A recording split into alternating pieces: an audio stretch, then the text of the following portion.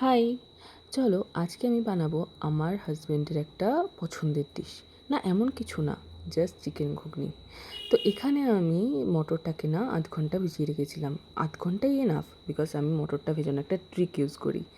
তো 0.5 ঘন্টা ভিজিয়ে রেখে মটরটাকে আমি হুইসেল দিয়েছি দুটো। দেন চিকেনটাকে আমি ছোটো ছোটো করে, একদম ছোটো ছোটো করে পিস করে নিয়েছি। না কিমা আমরা পছন্দ করি না, জাস্ট ছোটো ছোটো করে একটু পিস করে নিয়েছিলাম। তো মটরটা যেটা ভেজালাম না, তো সেটা ট্রিকটা হচ্ছে জাস্ট ফুটন্ত গরম জল করবে, তার মধ্যে মটরটা দিয়ে 0.5 ঘন্টা রেখে দেবে লিড দিয়ে, দেখবে একদম মনে হবে ওভারনাইট সোক করা। তো এখানে আমার একটা হুইসেল পড়েছে, আর দেখো ততক্ষণে আমি চিকেনটাকেও ভালো মতো ছোটো ছোটো ছোটো ছোটো করে কেটে নিয়েছি। এবারে একটা একটা পেঁয়াজ দিলেই এনাফ, বিকজ আমি খুব একটা ভীষণ মশলা ইউজ করি না, আমি অল্প করেই মশলা ইউজ করি। তো যেহেতু ঘুগনিটা অনেকটাই ছিল, বাট মশলার পরিমাণটা কম ছিল।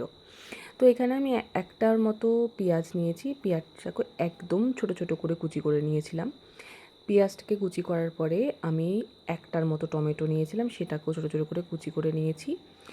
আর আমি নিয়েছিলাম রসুন, খোসা সদ্যই, ঠিক আছে, খোসা সদ্য রসুনটাকে না আমি যখন এরকম করে গ্রেট করি তখন না খোসাটা উপরে চলে আসে, রসুনটা নিচে চলে আসে, তো এক্সট্রা করে রসুন ছাড়ানোর দরকার হয় না। আর এখানে 1 ইঞ্চি সাইজের একটা আদা নিয়েছিলাম, ওই অল্প একটুখানি জাস্ট, ওটাকেও আমি ভালো করে ঘষে নিয়েছিলাম। দিয়ে আমি, যেহেতু আমার কাছে টাইম ছিল না তাই আমি পেস্ট করতে পারিনি, তো এখানে চিকেন, আদা রসুনের গ্রেট, আর টমেটো আর পেঁয়াজ ডান। ওকে, তো এবারে আমি কড়াইয়ের মধ্যে গোটা গরম মশলা দিয়েছিলাম। গোটা গরম মশলা দেওয়ার পরে তেজপাতা আর শুকনো লঙ্কা দিয়ে জাস্ট একটু ভাজা ভাজা হয়ে গেছিলো, তারপরে আমি দিয়েছিলাম পেঁয়াজ। তো একটার মতো পেঁয়াজ দিয়েছি, দেন একটু সামান্য সল্ট, বিকজ পেঁয়াজটা তাড়াতাড়ি সেদ্ধ হয়ে যাবে। ভালো করে না এটাকে এবারে গোল্ডেন ব্রাউন করব। আমরা গোল্ডেন ব্রাউন করতে যেয়ে না একটুখানি বেশি ভাজা হয়ে গেছিলো। যাই হোক, আমি পেঁয়াজটাকে গোল্ডেন ব্রাউন করেছি। এবারে এর মধ্যে দিয়ে দেবো টমেটো, একটা টমেটো কুচি করা। টমেটো দেওয়ার পরে দিয়ে দেবো আদা রসুন গ্রেট করা।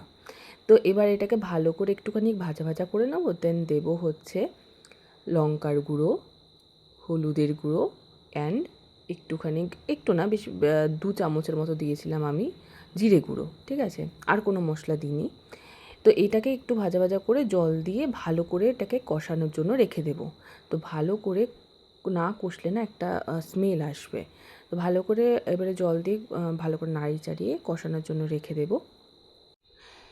এবারে এটা কষানো হয়ে গেছে অলরেডি। কষানো হয়ে গেলে ছোটো ছোটো